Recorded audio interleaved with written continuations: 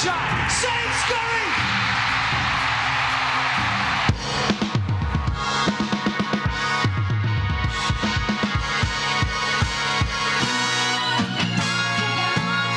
I never felt nerves when I played because I had all the control in what was going to happen.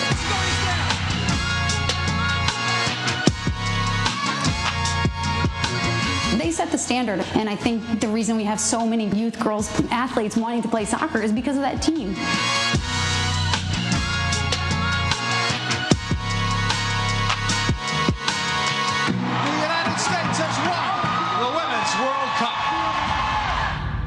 I was 8 years old and I was watching the Lake Placid ice hockey team on the Olympic Games with my mom and dad. Watching that game, I saw Jim Craig literally just like spinning around on his head, and Al Michaels was so excited. And I jumped off the couch and I said, yes, I believe in miracles. I want to be an Olympian. That started the dream. In 4th and 5th grade, I loved playing football, tackle football, like helmets, pads, the whole 9 yards. I played linebacker on defense and wide receiver on offense. I scored 7 touchdowns my second season. I got to a point where I couldn't play in the lightweight division anymore, and that was the deal. My mom said, then you have to stop. And I was like, okay, football for football is what I did. So I played soccer. My coach, he didn't know a whole lot about the game, so he thought goalkeeping was a safe place for the only girl on the team. I think part of the reason that I was just real instinctive about playing goal is because I basically taught myself how. So back then we didn't have the specialized training like they do now, nor did I have the money to do the specialized training if I could have done it. I just kind of showed up on the scene and made a splash and made impressions with the right people, thankfully. Going into that game against Denmark, we were driving into the stadium and we were a little bit late. We all were thinking, well, why is there so much traffic? Who's got a game at the same time we have a game? Don't they know we have our game, blah, blah, blah. And then as we were driving in, we noticed that it was little girls with the pigtails with red, white, and blue and scribbles, "Go USA" on the windows of the cars. The traffic was for us.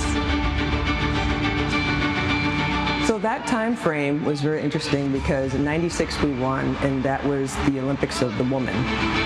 A lot of different teams winning gold medals on the women's side, and we were one of them, and that was the first ever Olympics for women's soccer. And so that was really exciting and exceptional. In '96 and '99, I think together the two events helped, really spark a growth trend in soccer, not only in this country, but also countries started to pay way more attention to their women's team.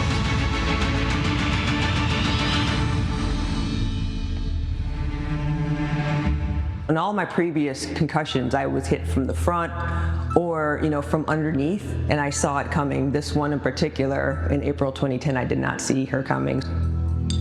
This is the worst place to get hit in the side of the temple. It went from I'm out for a week to being out for a month to being out for the whole season to basically career ending.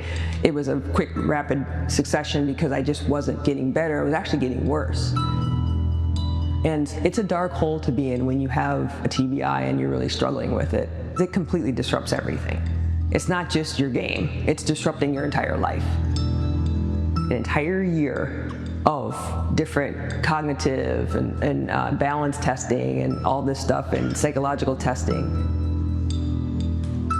I went around and was speaking about my experience with TBI. I realized that I was speaking for a lot of people. I gave a face to something that was originally only shown by NFL football players. Maybe they feel like they can maybe help their loved one a little bit better now, and having that caregiver have a little bit more hope is something that I really take a lot of pride in as well.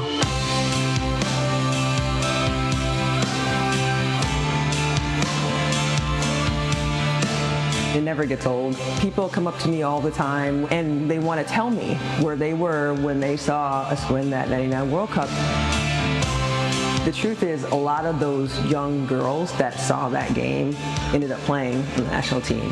Tobin is one example, Kristen Press is another, Abby is another, Ali Krieger. These young girls, they saw it, they became it. And now they inspire. I mean, it's hard to explain how amazing that is to impact somebody in that way, because that is generational. The best piece of advice I can give them is remember the joy in the game. The window to play is only so wide. So literally suck the marrow out of that window as best as you can and just really enjoy it. But every once in a while, just try to stop and smell the roses on occasion.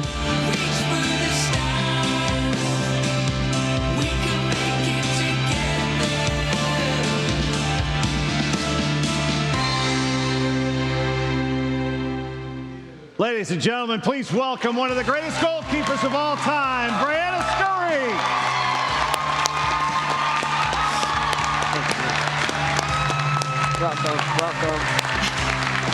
Welcome to Richmond. Thank you. Thank you for being here. I am honored to be here. This is, fantastic. I mean, we're doing a little research. We came to the conclusion that you may hold the world record for the most Hall of Fame inductions of anybody ever.